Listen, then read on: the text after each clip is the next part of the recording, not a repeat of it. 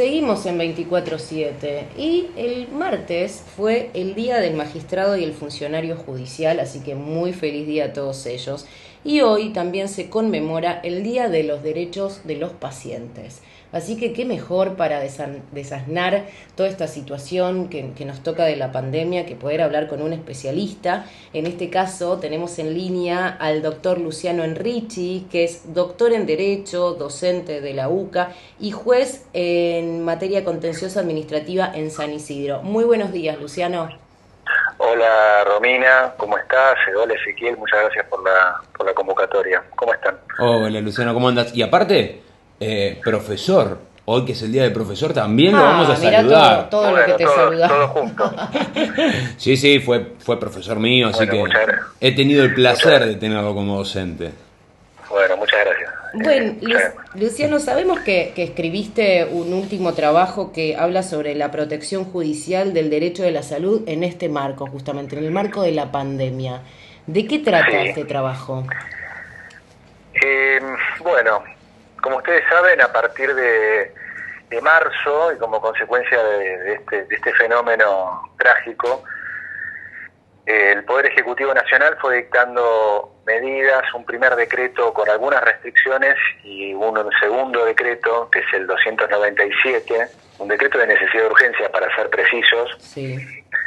que tiene efectos de una ley y que tiene un marco constitucional muy preciso y que evidentemente consideraba, y creo que en líneas generales la doctrina y las opiniones de los especialistas creyeron que era una herramienta para utilizar en estos casos para establecer restricciones a la libertad ambulatoria y obligando a las personas a permanecer en el hogar salvo trabajadores esenciales. En líneas generales esto es lo que prevé el decreto 297, que se fue prorrogando con matices y luego con un sistema de coordinación bastante novedoso con los gobiernos locales para poder ir definiendo cómo se iban adaptando las distintas regiones en virtud de la pandemia digamos, si se extendían o se iban limitando esas restricciones del régimen nacional, del decreto nacional.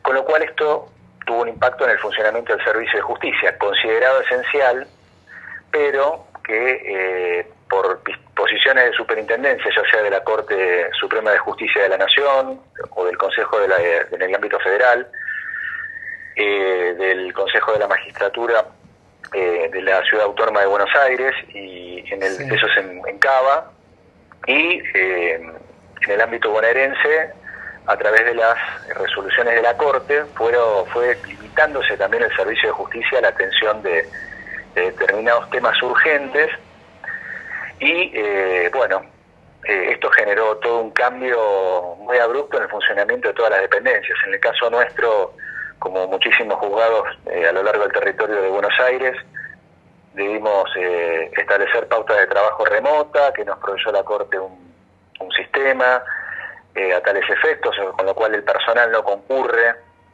o concurren 2 o 3 personas por día para poder ayudar a los que están trabajando afuera, no hay casi asistencia en la mesa de entradas, Claro. Y hubo una suerte de establecimiento de proceso electrónico, en donde ya se aumentó la potencialidad que ya venía instalada de las presentaciones electrónicas y notificaciones, firmas, o sea, para no entrar en detalles técnicos, el proceso se hizo casi todo por prescindiendo de papel, y eso implicó que no haya movimiento de gente en mesa de entradas, y se fueron suspendiendo las audiencias, hasta incluso se prevé ahora una posibilidad de hacerlas también por herramientas telemáticas, con lo cual un gran cambio, un impacto muy grande en el funcionamiento de los órganos judiciales, que tienen, en el caso nuestro, somos 18 personas en un espacio de 300 metros, y que naturalmente no pueden concurrir todos y se han dispensado a los funcionarios que tienen algún tipo de factor de salud o de edad. Entonces, este es un poco el marco. Pero aún así, y con todas estas limitaciones, se han suscitado muchas controversias y conflictos en donde el COVID, como circunstancia extraordinaria que estamos padeciendo, ha tenido impacto también en las decisiones y en ha sido un condimento importante de los planteos. Y en líneas generales se han dictado medidas cautelares, se han ordenado vía amparo por lo general, por algún tipo de proceso urgente, se han ordenado distintas medidas, ya sea para proteger a trabajadores de la salud en el ámbito de la Ciudad Autónoma de Buenos Aires o en la Cámara Contenciosa Administrativa de La Plata.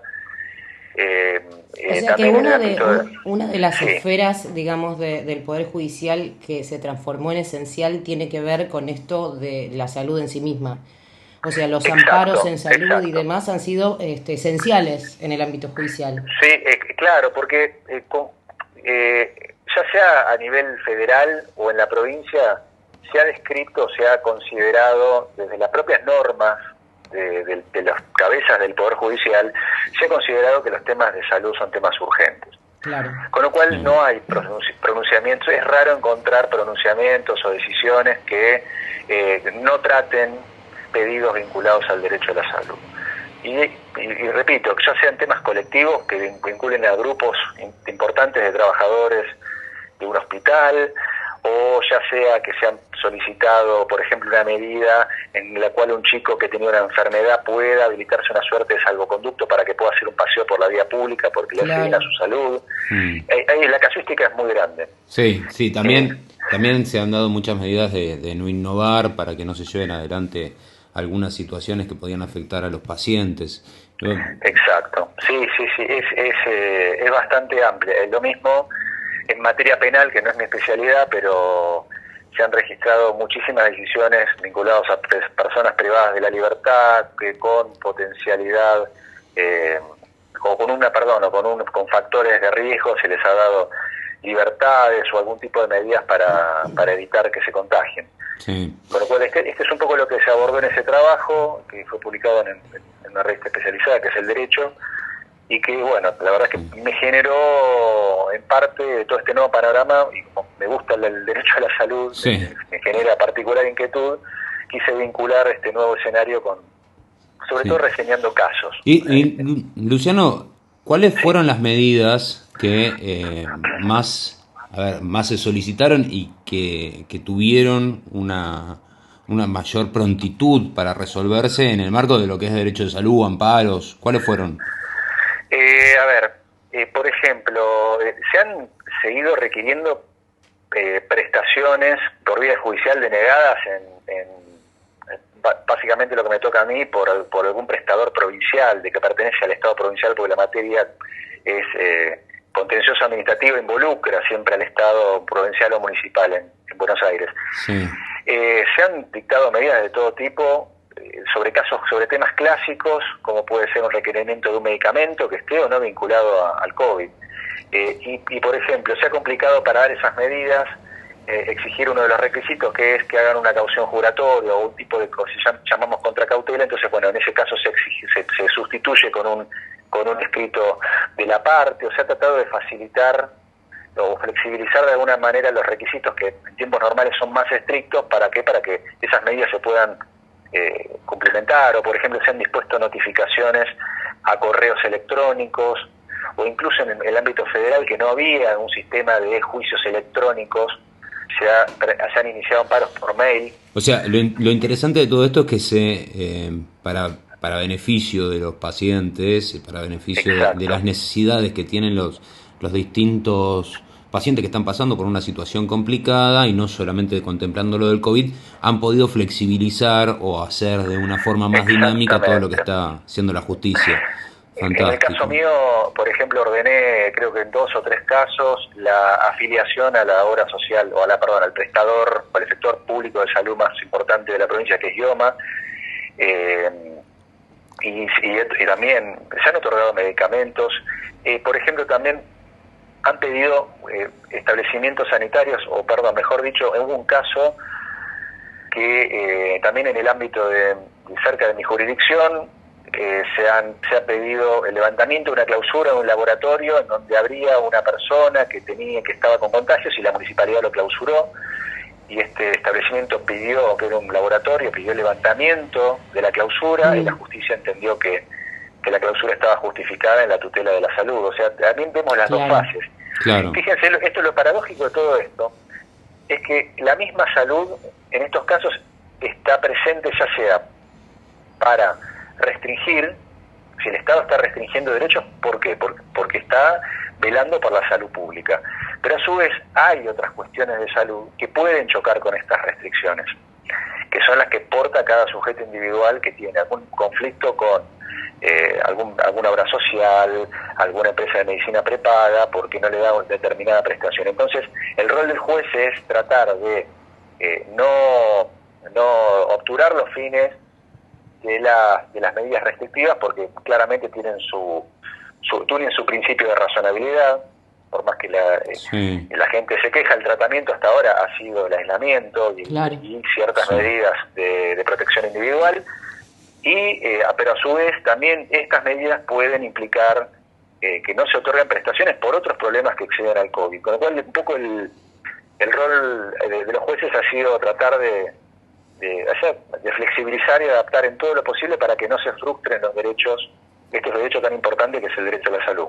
Claro. Siempre está íntimamente, como explico, ligado al derecho a la vida, y son los que están en la cúspide de los derechos humanos más relevantes. Sí. ¿Tuviste solicitudes o algún tipo de intervención por parte del personal de salud en relación a la pandemia? No en el caso mío, no me han llegado peticiones de ese tipo, pero en la Cámara Contencioso Administrativa de La Plata, por ejemplo, sé que se dictó una medida hace poco, está publicada en la página de la Corte Provincial, y el mismo tribunal también ordenó, en el marco de un geriátrico, por el pedido de una persona que estaba internada, una persona mayor, ordenó que se hagan los kits de detención a todo el personal y a las personas mayores, y se dicten una serie de medidas tendientes a evitar que se propague en ese ámbito que es tan peligroso. Claro. Sí, hay muchísimos fallos en relación a estos temas. Sí. Está bien, fantástico. Bueno, la verdad, estamos hablando con el doctor Luciano Ricci, es docente, se te nota la docencia. A mí personalmente es uno de los temas que más me gusta, el tema del derecho a la salud y los amparos. Entonces te estaba escuchando muy atentamente. Lo más importante que podemos destacar es cómo, y por eso nos interesaba hablar con vos, cómo la justicia se adaptó a estos tiempos que corren y cómo benefició, digamos, en cierta medida el derecho de los pacientes, que justamente era el tema principal por el cual hoy estábamos hablando. Así que bueno. La verdad, esto no es solamente, obviamente que pueden existir antecedentes en contrario de lo que yo estaba explicando, uno no puede recoger toda la casuística, y la verdad es que no puedo hacer un juicio general, pero en términos amplios sí, se han dictado diversas medidas y se ha procurado evitar situaciones críticas en temas de salud. Y esto parte también no solamente de la labor de los magistrados y del personal judicial, sino también porque hay líneas directivas de parte de los tribunales superiores que en este caso no dictan sentencias, sino que reglamentan cómo tienen que funcionar los tribunales, y de alguna manera le dicen a los magistrados de los órganos inferiores: señores, miren que los temas urgentes de salud hay que tratarlos también. Claro. Excelente. Bueno, me alegro entonces que la justicia se esté ayornando y acompañando este momento tan particular, como decías hace unos momentos, velando por lo más importante que tenemos, que es la integridad y la salud de las personas. Estamos hablando con el doctor Luciano Enrichi, doctor en Derecho, docente y juez en lo contencioso administrativo de San Isidro. Muchísimas gracias, Luciano. Bueno, Romina, muchas gracias, Ezequiel, muchas gracias, Romina. Les deseo lo mejor y éxito con el programa. Gracias, Luciano. Un abrazo, hasta luego. Chao, hasta luego.